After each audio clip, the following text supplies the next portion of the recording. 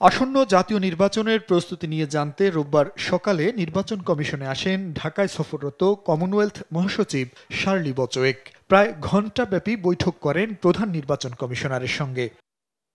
বৈঠক শেষে ইসি সচিব জানান, নির্বাচনের উপর জনগণের আস্থা ফেরাতে প্রচার প্রচারণার উপর জোর দিয়েছেন কমনওয়েলথ মহাসচিব।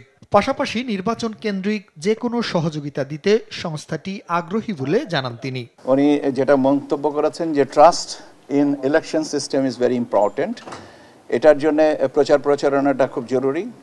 এখানে আমরা বলেছি যে হ্যাঁ, আমাদের দিক থেকে প্রচার প্রচারণা আছে এবং রাজনৈতিক দলগুলো এ ব্যাপারেও আমাদের সহযোগিতা করবেন বলে আমরা বিশ্বাস করি, এবং সেটা করলে একটা আশাবহ এবং আশাব্যঞ্জক আমরা ফলাফল পাবো। উনি স্পেসিফিক করে আমাদেরকে বলেছেন যে ওনার সদস্য সংখ্যা হচ্ছে 56টা দেশ, এবং আমরা যদি কোনো সহযোগিতা চাই সেটা ওনারা করার জন্য প্রস্তুত আছেন।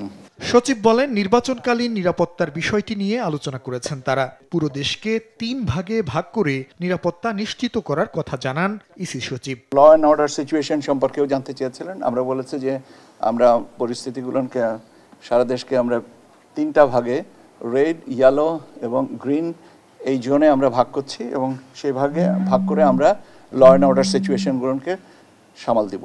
বিদেশে যারা পর্যবেক্ষক আসতেছেন তারা আমাদের এই জিনিসটাকে আরো ক্রেডিবিলিটিটা এস্টাবলিশ করবেন, সেটাই বলেছেন। একই দিন জাতীয় নির্বাচন ও গণভোট কিছুটা চ্যালেঞ্জিং হলেও কমিশনের প্রস্তুতিতে সন্তোষ প্রকাশ করেছেন কমনওয়েলথ প্রতিনিধি দল। পাশাপাশি প্রযুক্তির অপব্যবহার নিয়ে কমিশনকে সতর্ক থাকারও আহ্বান জানান সংস্থাটির মহাসচিব শার্লি বচোয়েক। আমরা জুনায়েদ আল হাবিব, দেশ টিভি, ঢাকা।